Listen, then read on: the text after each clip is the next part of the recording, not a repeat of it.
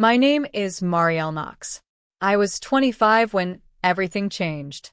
I remember the ceiling tiles first. Off-white, with a faint water stain shaped like a leaf, right above the hospital bed I'd been assigned after the surgery. I counted the small holes in each tile when the pain medication made it hard to sleep. It became a kind of ritual, counting instead of thinking, because thinking led somewhere I didn't want to go yet. My husband, Daniel, visited every evening for the first week. He'd sit in the vinyl chair by the window, holding my hand, telling me the house was fine, the dog was fine, everything was fine. I believed him the way you believe someone you've built a life with, without checking, without needing to. It was a nurse, of all people, who planted the first seed of doubt. She'd asked, almost casually, while adjusting my four, whether my family was enjoying their trip. I told her I didn't know what she meant. She looked embarrassed, mumbled something about mixing up patients, and left quickly. I lay there afterward, staring at the leaf-shaped stain, feeling something shift beneath the calm surface of my hospital days. I didn't say anything to Daniel that night. I told myself it was nothing, a mistake. Hospitals were chaotic places. Nurses saw dozens of families a day. But the feeling didn't leave.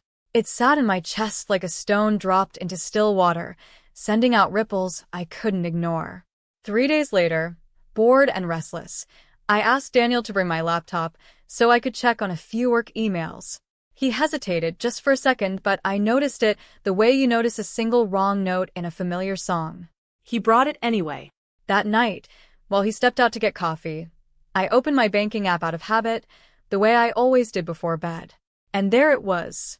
A charge from a cruise line. 4 passengers. Ocean View Suite. The dates lined up exactly with my hospital stay. I sat with that information for a long time before I let myself feel anything.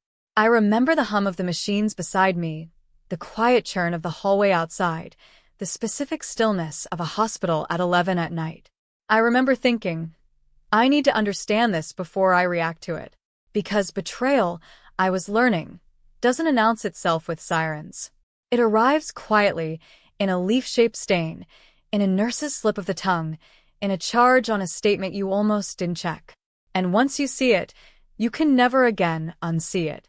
I didn't confront Daniel that night. I wanted proof, not suspicion. The difference between the two had already cost me enough sleep.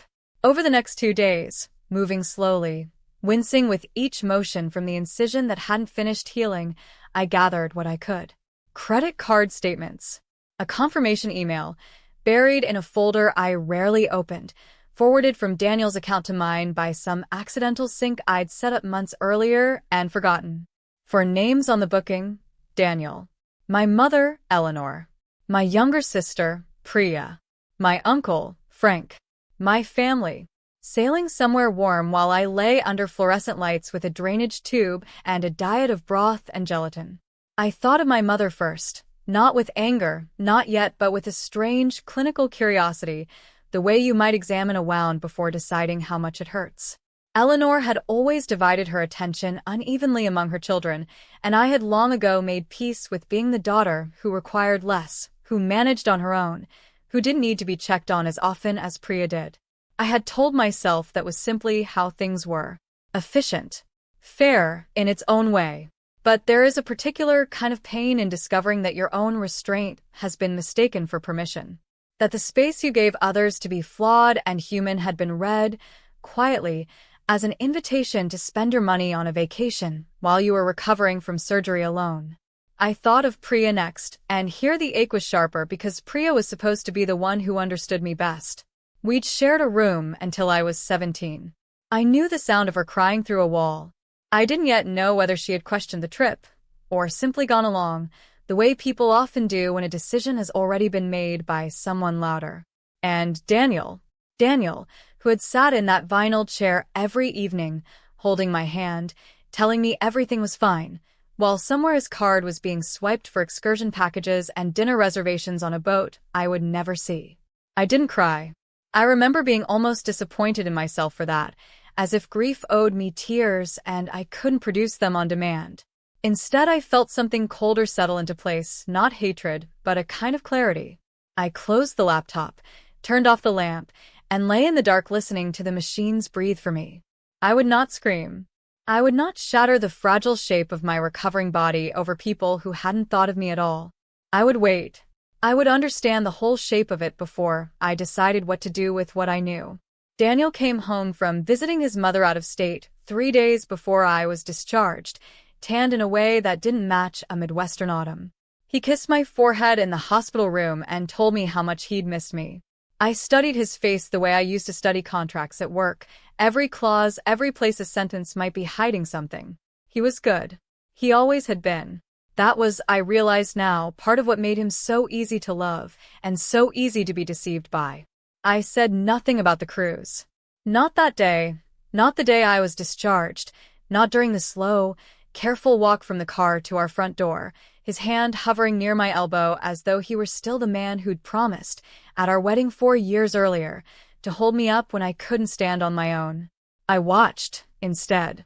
I watched the way my mother called that first week home, her voice bright and unbothered, asking how I was healing as though she had been anywhere but on a ship in the Caribbean while I couldn't lift a spoon to my mouth without help. I watched Priya avoid video calls, sending texts instead, cheerful, clipped, careful never to mention the previous 2 weeks in any detail.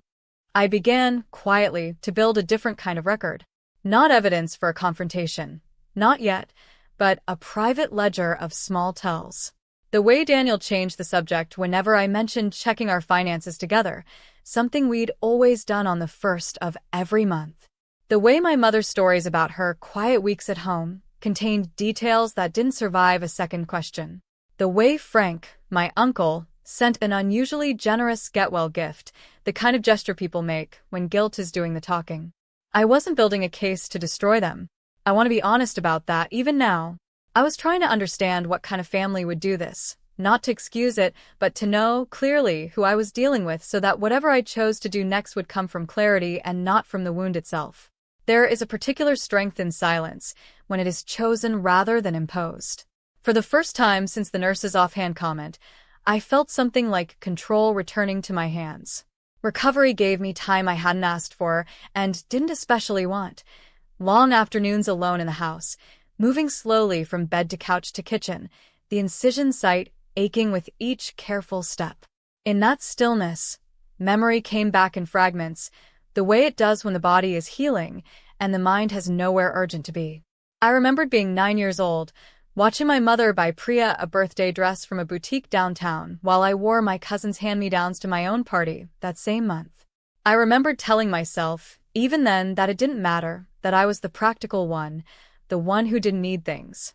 I hadn't realized, until now, how many years I'd spent quietly performing that role, the daughter who required less, because somewhere along the way, needing less had become the price of being loved at all.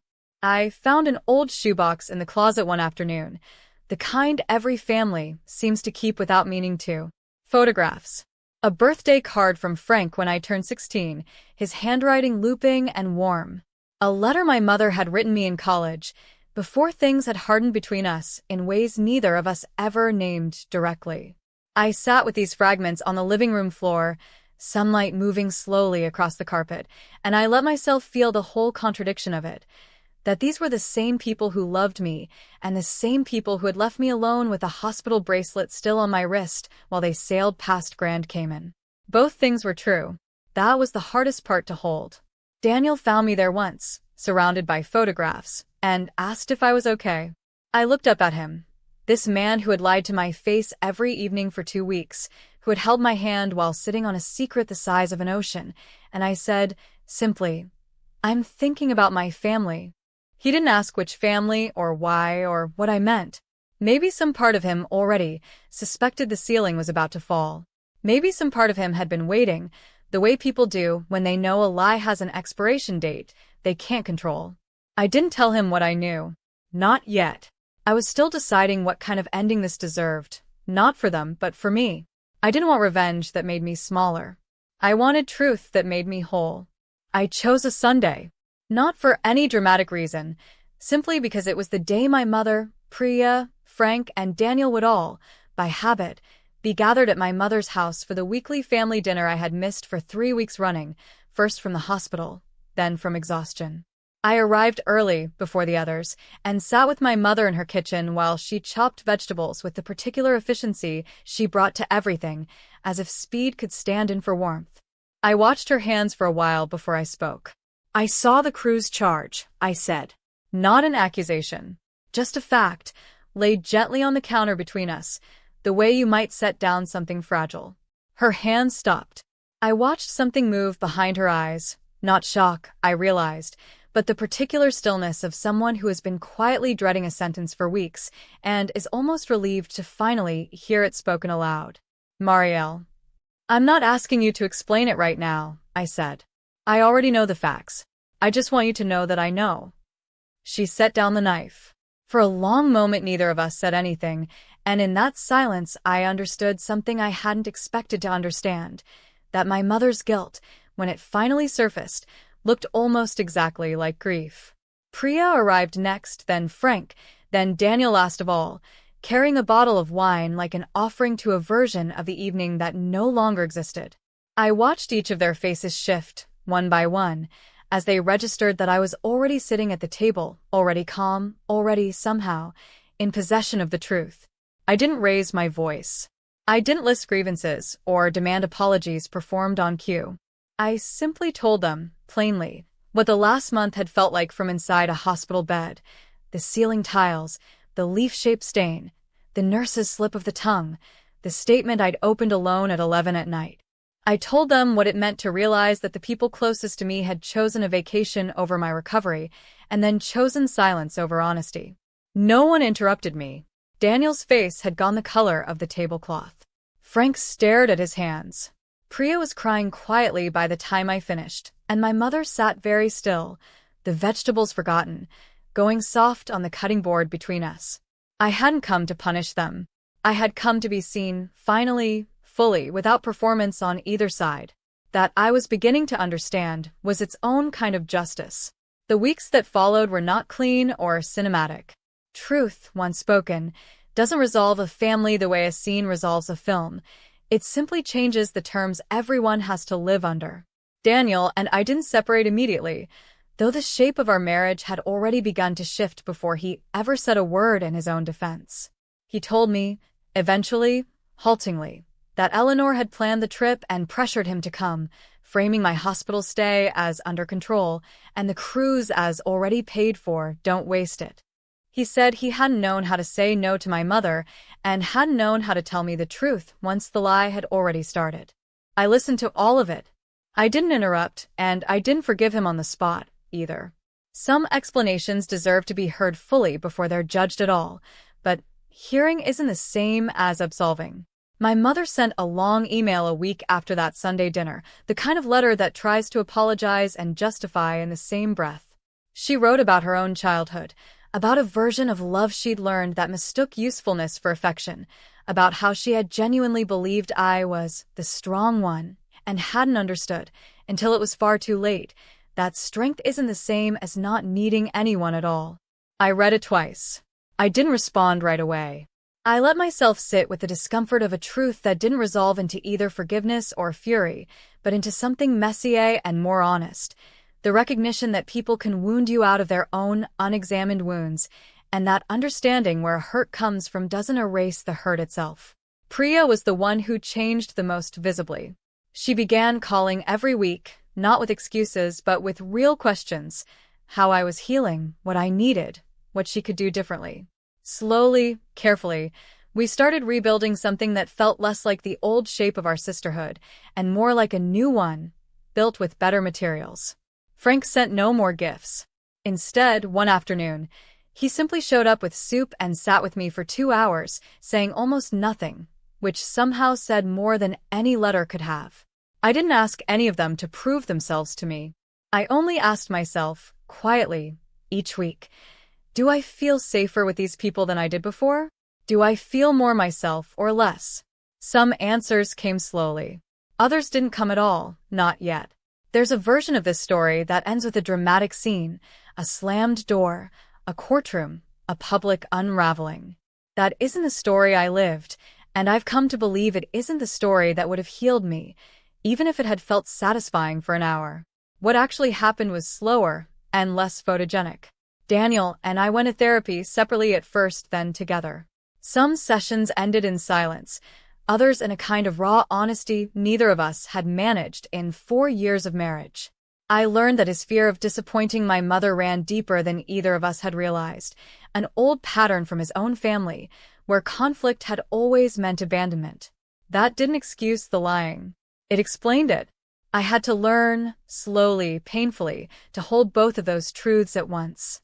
My mother and I began speaking again in smaller doses, a coffee here, a phone call there, rebuilding trust the way you rebuild a structure after a fire, carefully testing each beam before you put weight on it. I stopped expecting her to become a different person overnight. I started expecting, instead, small, consistent proof, a canceled trip when I needed her, a phone call that didn't require me to ask twice. I never told any of them how close I came, during those long recovery afternoons, to simply disappearing from all their lives quietly, without confrontation, without goodbye. Some nights, staring at the ceiling of my own bedroom instead of the hospital's, I imagined a version of myself who packed a bag and left no forwarding address, who let the silence do what my restraint never had. I didn't choose that version of the story.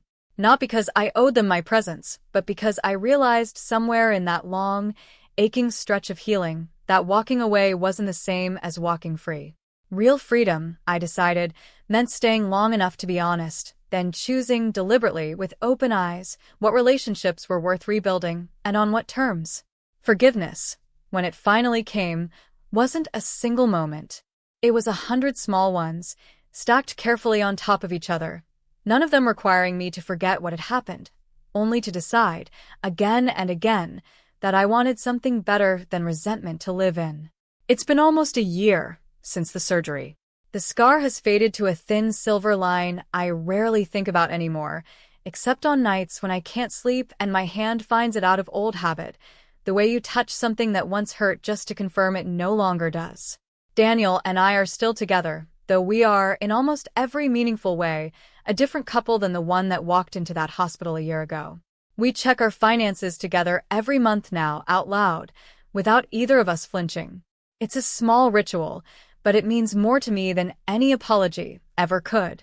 My mother visited last month, and for the first time in years, she asked about my work before she asked about anything else. Not out of guilt, I think, but out of something closer to genuine curiosity, the kind I used to wish for as a child and had eventually stopped expecting. We are not fully healed. I'm not sure families like ours ever are fully. But we are at least honest now in a way we weren't before. Priya and I talk every Sunday. Frank still brings soup, even when no one is sick, because I think he's learned that showing up doesn't need a reason. Sometimes, in idle moments, I think about that hospital ceiling, the water stains shaped like a leaf, the quiet hum of machines, the specific stillness of 11 o'clock at night when a woman opens a banking app expecting nothing and finds, instead, the outline of every truth she's about to have to face. I don't think of that stain with bitterness anymore. I think of it the way you think of a scar, proof that something broke, and proof, just as clearly, that it healed into something stronger than before. I didn't get my justice through anger. I got it through patience, through quiet observation, through the simple, unglamorous act of telling the truth calmly in a kitchen on a Sunday afternoon, and letting the people I loved decide, on their own, what kind of family they wanted to be from that point forward. Some of them rose to meet that choice. Some are still trying. And I am no longer the daughter who requires less. I am simply Marielle, 26 now, healed and finally, fully seen.